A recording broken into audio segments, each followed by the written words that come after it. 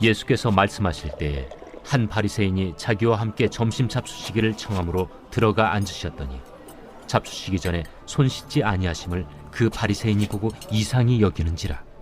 너희 바리새인은 지금 잔과 대접의 겉은 깨끗이 하나 너희 속에는 탐욕과 악독이 가득하도다. 어리석은 자들아, 겉을 만드신 이가 속도 만들지 아니하셨느냐? 그러나 그 안에 있는 것으로 구제하라. 그리하면 모든 것이 너희에게 깨끗하리라. 화 있을진저 너희 바리새인이여, 너희가 박하와 운양과 모든 채소의 11조는 드리되 공의와 하나님께 대한 사랑은 버리는도다. 그러나 이것도 행하고 저것도 버리지 말아야 할지니라. 화 있을진저 너희 바리새인이여, 너희가 회당의 높은 자리와 시장에서 문안받는 것을 기뻐하는도다. 화 있을진저 너희여, 너희는 평토장한 무덤 같아서 그 위를 밟는 사람이 알지 못하느니라. 한 율법 교사가 예수께 대답하여 이르되, 선생님, 이렇게 말씀하시니 우리까지 모욕하심이니이다. 화 있을진저 또 너희 율법 교사여, 지기 어려운 짐을 사람에게 지우고 너희는 한 손가락도 이 짐에 대지 않는도다. 화 있을진저 너희는 선지자들의 무덤을 만드는도다. 그들을 죽인 자도 너희 조상들이로다. 이와 같이 그들은 죽이고 너희는 무덤을 만드니 너희가 너희 조상의 행한 일의 증인이 되어 옳게 여기는도다. 그러므로 하나님의 지혜가 일렀으되 내가 선지자와 사도들을 그들에게 보내리니 그 중에서 더러는 죽이며 또 박해하리라 하였느니라. 창세 이후로 흘린 모든 선지자의 피를 이 세대가 담당하되 곧 아벨의 피로부터 제단과 성전 사이에서 죽임을 당한 사가랴의 피까지 하리라. 내가 너희에게 이르노니 과연 이 세대가 담당하리라. 화 있을진저 너희 율법 교사여, 너희가 지식의 열쇠를 가져가서 너희도 들어가지 않고 또 들어가고자 하는 자도 막았느니라. 거기서 나오실 때 서기관과 바리새인들이 거세게 달려들어 여러 가지 일을 따져 묻고 그 입에서 나오는 말을 책잡고자 하여 노리고 있더라. 자, 오늘 말씀을 보시면은 예수님은 외식을 정말 싫어하신다라는 것을 알게 됩니다. 이 외식이라는 것은 이제 겉과 속이 다른 것을 말하죠. 겉과 속이 완전히 달라요. 그런데 그것을 메꾸려고 하다 보면은 위선자가 될 수밖에 없는 것입니다. 아닌데 그런 척을 하려면은 위선을 떨 수밖에 없는 것이죠. 이 바로 앞에 누가복음 10장을 보시면은요, 이 율법학자에게 우리 예수님께서 선한 사마리아인의 비유를 말씀하신 적이 있죠. 그때도 보면은 율법학자의 질문은 굉장히 그럴듯한데 그 의도가 예수님을 시험하려는 의도였다라고 말씀하시잖아요. 그게 바로 위선의 모습입니다. 그런데 위선자의 특징, 그것이 무엇인지가 거기서 이제 정확히 나와 있지 않았습니까? 자신을 옳게 보이려고 질문을 하더라, 이렇게 나오잖아요. 그러니까 사람들을 의식을 하니까 외식을 하게 되는 거거든요. 여러분, 사람을 의식하는 까닭은 하나님보다 내가 더 중요해진 거예요. 나를 더 의식하다 보니까 나를 바라보는 사람들을 더 의식하게 되는 것입니다. 그래서 하나님보다 사람이 더 중요해졌을 때 외식을 하게 되는 것이죠. 오늘 바리새인들의 식사 자리에 초대받은 예수님은 어찌 보면 일부러 손을 안 씻고 식사하시는 것 같습니다. 일부러 어떤 상황과 문제를 만드시고 그것을 통한 반응을 통해서 바리새인들이 어떻게 해야 구원을 받을 수 있는지를 말씀하고 싶으신 거예요. 이 39절과 40절을 보시면은 주께서 이르시되 너희 바리새인은 지금 잔과 대접의 겉은 깨끗이 하나 너희 속에는 탐욕과 악독이 가득하도다. 어리석은 자들아, 겉을 만드시니가 속도 만들지 아니하셨느냐 말씀하십니다. 잡수시기 전에 손 씻지 아니하심을 바리새인들이 보고 이상히 여기는 거예요. 그때 이제 너희 속에 탐욕과 악독이 가득하다 말씀하시는데요. 이제는 식사 전에 손을 씻어야 되는 그 전통이 어느새 너무나 중요해졌는데 어느 정도로 중요해졌냐 하면은 너의 이웃을 내 몸처럼 사랑하는 것보다도 더 중요해진 것이 너의 모습이라는 거예요. 나에게 포커스를 맞추고 내가 잘 믿는 거, 내 신앙이 중요해지다 보니까 그게 기준이 돼서 남을 비판하기 시작했다는 것입니다. 그래서 너희가 지금 겉은 깨끗한데 마음속은 왜 그 모양이냐, 껍데기는 그럴싸한데 알맹이가 왜 썩어 있냐 말씀하시는 것입니다.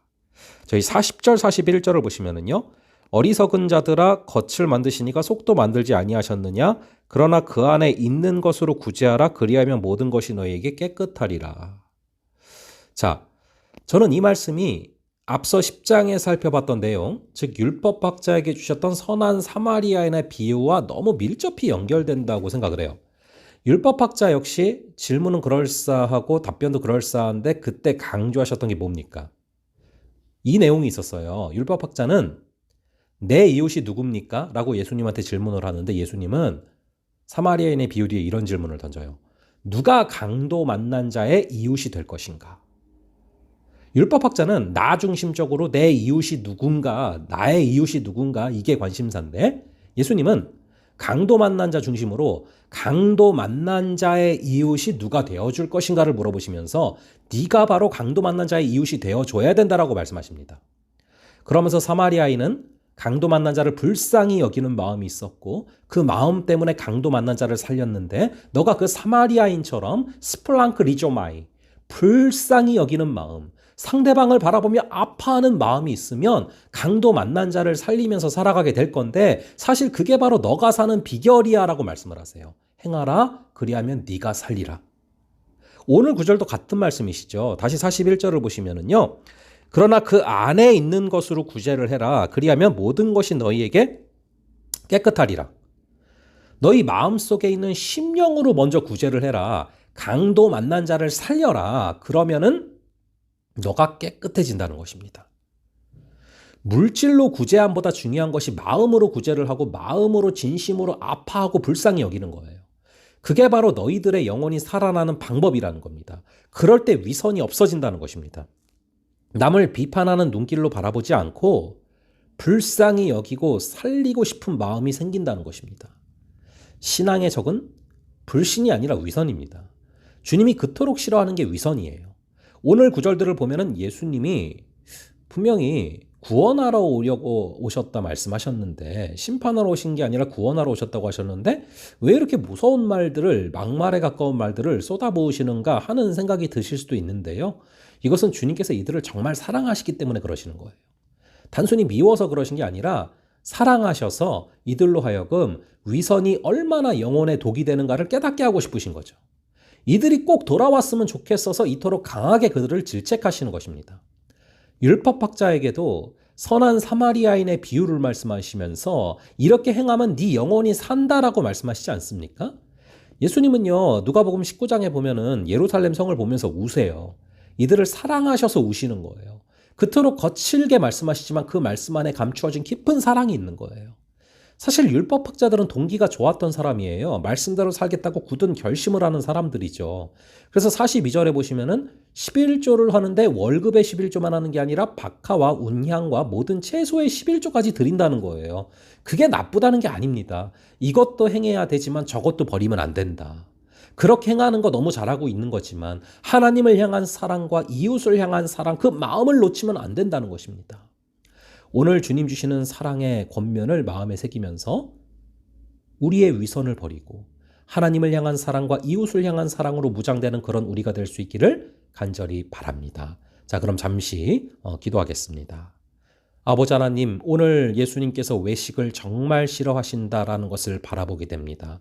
우리가 외식이 없어지게 하시고 우리의 겉과 속이 같아지게 되는 역사를 허락하여 주시옵소서. 특별히 말씀하신 것처럼 너희가 그 안에 있는 것으로 구제하라.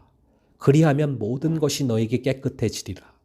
아버지, 우리 마음속에 불쌍히 여기는 마음, 스플랑크 리조마이의 마음을 허락하여 주셔서 하나님을 사랑하고 이웃을 사랑하며 살아갈 수 있는 그런 우리가 되게 하여 주시옵소서. 그러할 때 겉만 깨끗해지는 것이 아니라 우리의 속까지도 정결하여지고 정말로 주님을 닮은 그 모습이 되게 될 줄로 믿습니다. 우리를 붙잡아 주시고 인도하여 주시옵소서. 주님께서 함께하여 주실 줄을 믿사오며 이 모든 말씀 우리 주 예수 그리스도의 이름으로 기도합니다. 아멘. 예, 그럼 다음번에 또 뵙도록 하겠습니다.